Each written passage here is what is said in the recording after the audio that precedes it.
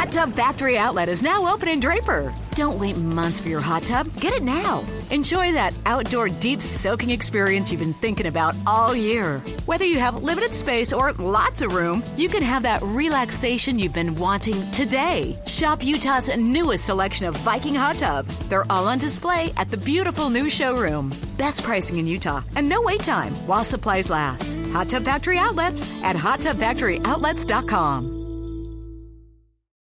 Time to upgrade your adventure with an RV from Motorsportsland.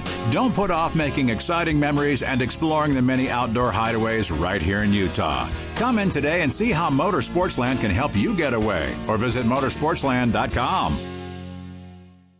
Inside Sources. Inside Sources. Inside Sources. Where KSL offers Utah deeper insights on the news. Host Boyd Matheson divides rage from reason And elevates the conversation on issues crucial to our community. on KSL News Radio 102.7 FM and 1160 AM.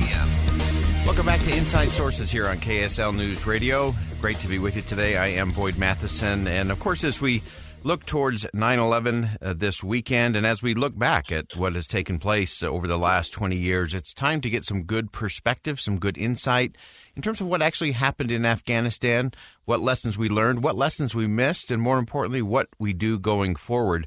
Professor of Law from the S.J. Quinney College of Law at the University of Utah, Amos Giora, a good friend of the show and great insight as always, joins us today to talk about a panel discussion the University of Utah will be holding tomorrow that I think is going to be just rich with insight and really a unique voice in all of the focus on 9/11 this coming weekend. Professor, thanks for joining us today. Thanks for having me, as always.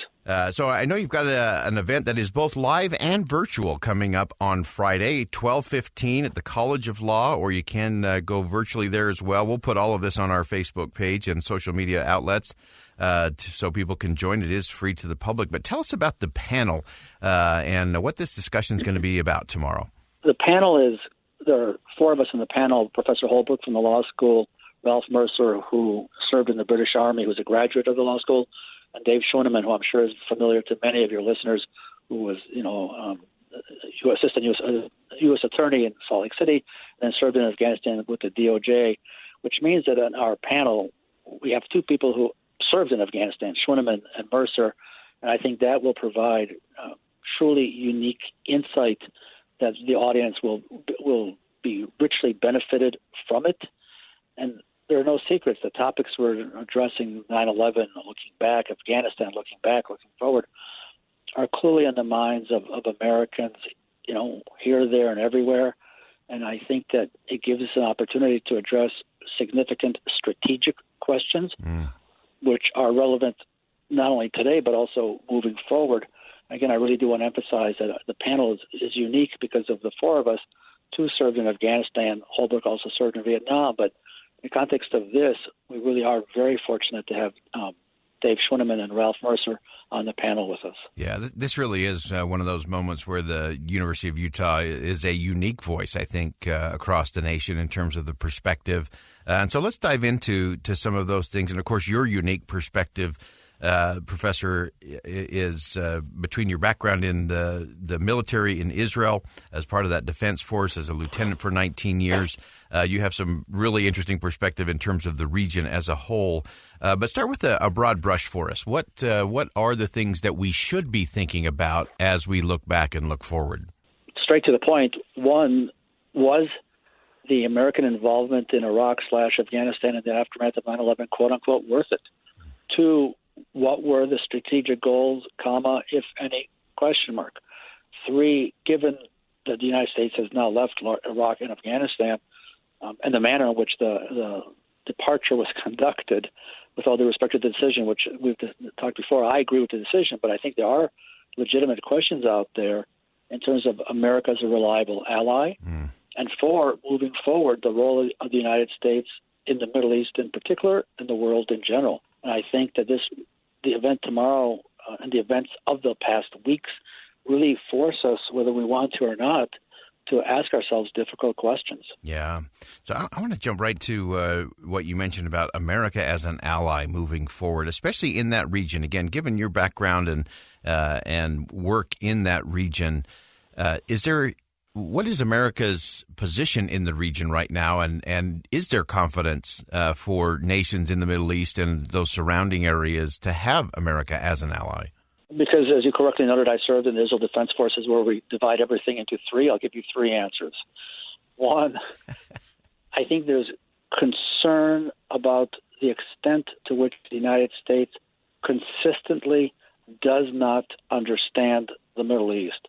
We take American values, principles, norms, normative behavior, and try to apply it like a sandwich on the Middle East, and it's a pattern that just repeats itself. And I think those of us who, like me, live in Israel and others who live in other places in the Middle East are consistently concerned that the U.S. does not really understand the Middle East. That's one. Two, if, God forbid, something happens again, will the U.S. rush in and commit the same kinds of mistakes that clearly were committed after 9/11? And three, in terms of the U.S. as a reliable ally, while I well understand the quote-unquote need to rush in, that aid is not necessarily always the right thing to do. And then you've got to have some kind of an exit policy that you need to think about in advance, which raises, for me, the important question about American strategic thinking and American geopolitical thinking. Thinking strategically is missing. Acting tactically seems to be in the American DNA, and I think that is really troubling. Yeah, I think that's so true. I think it's the old art of war. Strategy without tactics is the slowest path to victory, but tactics without strategy is just the noise before defeat, and that seems to be echoing, particularly with the withdrawal from Afghanistan. And so I do think it's interesting, and I love that you've pointed out this element that we don't really understand. I heard one military leader say, this wasn't a 20-year war, it was a one-year war repeated 20 times because we didn't learn and we didn't adapt and we didn't get to know the region or the tribes or the different things happening in there. And that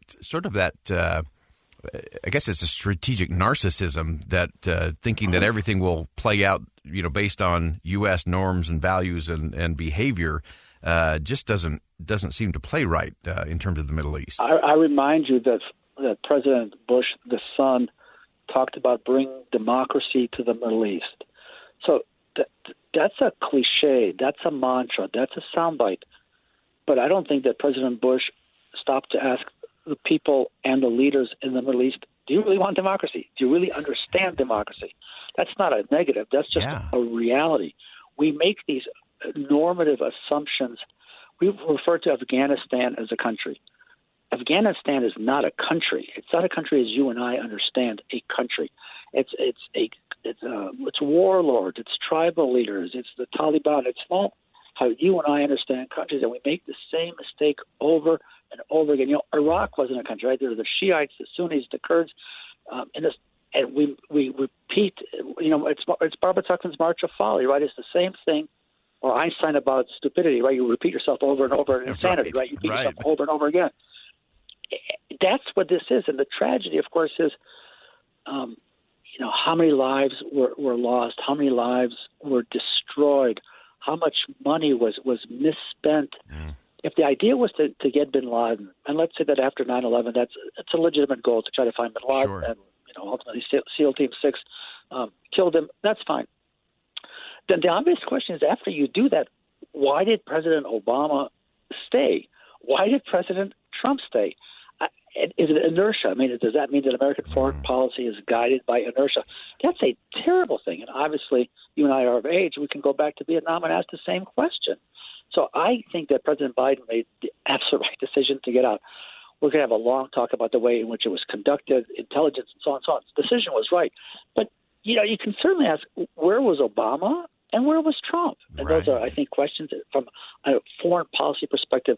We just go forward. We lurch forward. And like what this general said, 1 year war 20 times over, which is devastating for those whose lives were forever impacted. Yes. Yeah, that's right. Great insight. We're really looking forward. It's tomorrow, Friday, September the 10th, 12:15. You can either go live at the College of Law there up on the University of Utah campus, or you can do it virtually as well. We'll post the links on our social media feeds today, but it's been 20 years in Afghanistan. This will be a deep dive, fascinating look, and again, very unique voices up at the University of Utah tomorrow. And again, Professor Amos Guiora, thanks so much for joining us today on Inside Sources. As always, my pleasure. Thanks so much for having me.